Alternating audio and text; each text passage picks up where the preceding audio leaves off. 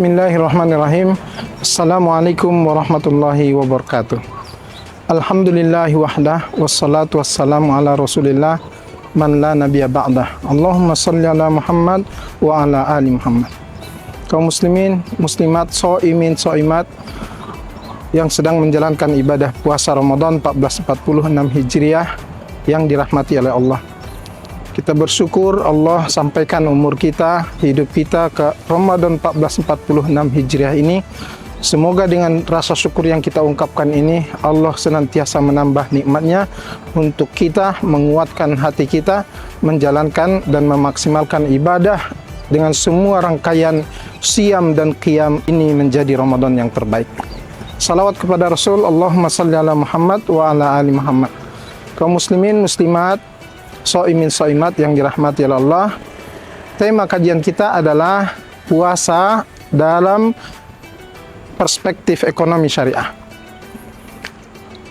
Ketika kita bicara tentang puasa atau siam, kita senantiasa disuguhkan dengan dalil Al-Quran surat Al-Baqarah ayat 183. A'udzubillahi minasyaitonir rajim.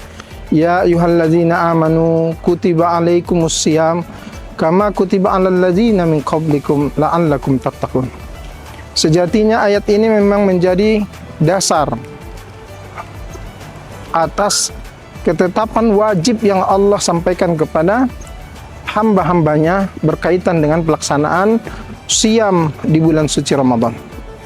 Para ulama sudah memberikan definisi yang sangat jelas berkaitan dengan apa itu siam, yaitu al-imsaku anil akli wasyurbi wa an jami'il muftirat. Siam itu adalah menahan diri tidak makan, tidak minum, dan tidak melakukan perkara-perkara yang dapat membatalkan dan merusak nilai pahala puasa yang sedang dijalankan. Min tulu'il fajri ila ghurubis syamsi. Sejak terbitnya fajar sampai kemudian tenggelamnya matahari, kita sampai kepada masa dan waktu untuk berbuka. Hakikat siam adalah imsak. Imsak bermakna menahan. Dan kalau kita bicara tentang ekonomi syariah dan apa yang kita lakukan dalam perspektif hukum Islam mengenai ekonomi syariah, di Indonesia sendiri sudah Dewan Syariah Nasional Majelis Ulama Indonesia telah mengeluarkan fatwa berkaitan dengan ekonomi, bisnis, dan keuangan sampai 166 fatwa. Ada satu kaidah besar di dalam fatwa-fatwa yang bicara tentang transaksi, ekonomi, bisnis, dan keuangan. Kaidah tersebut adalah al-aslu fil mu'amalati al-ibahah illa ayyadullat dalil ala tahrimiha. Bahwa hukum asal dalam persoalan muamalah, ekonomi, dan juga bisnis serta keuangan adalah boleh, sampai kemudian ada dalil yang menyatakan keharamannya. Nah, kaidah ini sesungguhnya memberikan isyarat kepada kita bahwa inti daripada ekonomi syariah itu adalah mengetahui perkara-perkara yang dilarang oleh syariat untuk kemudian kita menahan diri tidak melakukannya. Karena apa yang di luar larangan itu hakikatnya kita boleh melakukannya. Sangat fleksibel, kita boleh mengekspresikan apapun yang kita bisa buat dalam perspektif ekonomi asalkan perkara tersebut tidak dilarang oleh syariat. Nah, perkara yang dilarang inilah perlu kita ketahui, kemudian kita dalami dan fahami untuk kemudian kita menahan diri tidak melakukan perkara-perkara yang dilarang tersebut. Dalam rangkaian ayat-ayat yang berkaitan dengan puasa Ramadan di surat Al-Baqarah 183, jarang sekali guru-guru kita, para mubalik, mengungkapkan bahwa satu di antara rangkaian ayat-ayat siam ini sesungguhnya berkaitan dengan ekonomi, yaitu ayat 188. Allah Subhanahu wa taala berfirman, A'udzubillahi minasyaitonirrajim. Wala ta'kulu amwalakum bainakum bil batil. Dan janganlah engkau memakan hartamu dengan cara-cara yang batil. Wa tudlu biha ilal hukam, termasuk ketika engkau menyogok para penguasa dan juga hakim-hakim, litakulu fariqam min amwalin nasi bil ismi wa antum ta'lamun, agar kamu memakan harta manusia dengan cara yang zalim, dengan cara yang dosa, padahal sesungguhnya engkau mengetahuinya. Nah, ayat ini sebenarnya adalah ayat larangan. Dan larangan Allah di ayat ini tidak ada pengantarnya. Langsung Allah, wala takulu, jangan engkau memakan harta dengan cara yang batil. Siapa yang Allah tuju di ayat ini?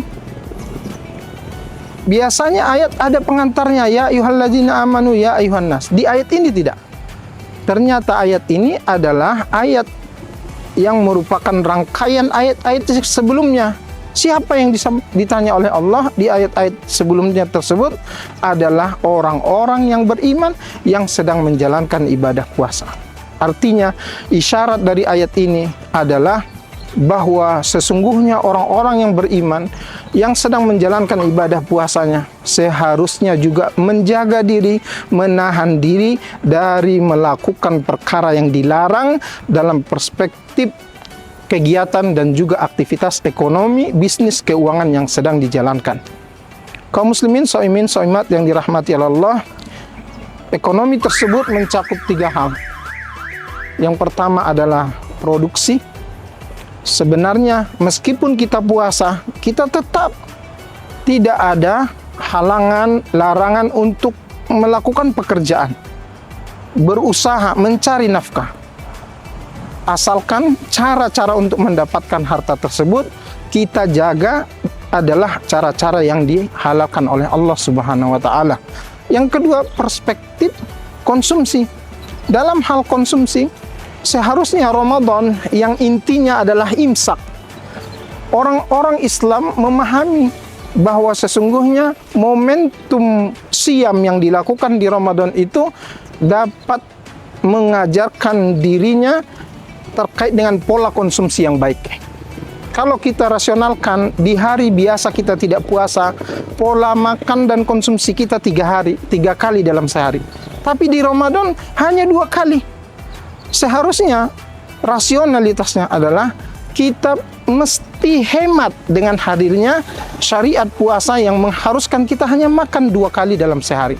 Tapi apa yang terjadi di tengah-tengah masyarakat? Banyak orang yang kemudian tidak dapat menahan dirinya untuk melakukan perbuatan israf, boros dalam membelanjakan harta, termasuk tabzir, berlebih-lebihan dan mengeluarkan harta yang tidak seharusnya. Padahal Allah mengatakan wala tusrifu innahu la yuhibbul musrifin. Dalam ayat yang lain wala tubazzir tabzira innal mubazzirina kanu ikhwana syayatin wa kana syaitanu li rabbih kafura. Kemudian perspektif yang ketiga dalam hal distribusi harta. Ramadan sesungguhnya di antara sunnah utama yang dilakukan oleh Nabi adalah meningkatkan kedermawanan. Maka ketika sahabat bertanya kepada Rasul sallallahu alaihi wasallam, ayyu shadaqatin afdal? Sedekah yang paling utama ya Rasulullah itu apa? Dijawab oleh Nabi, shadaqatun fi Ramadan. Bersedekahlah kamu selalu di bulan Ramadan. Dalam riwayat yang lain dikatakan kana Nabi sallallahu alaihi wasallam ajwadun nas. Nabi itu adalah manusia yang paling dermawan. Wa ajwadu ma yakunu fi Ramadan, dan Nabi itu lebih dermawannya lagi adalah di bulan Ramadan. Kaum muslimin yang dirahmati Allah, maknanya perspektif distribusi harta di bulan Ramadan mestinya kita mengambil sunnah penting dari Nabi.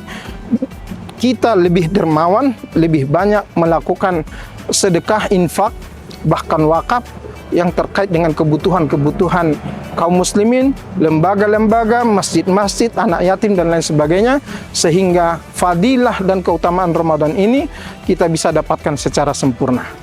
Ini yang dapat saya sampaikan, mudah-mudahan bermanfaat. Aqulu qouli hadza astaghfirullah li wa lakum. Wassalamualaikum warahmatullahi wabarakatuh.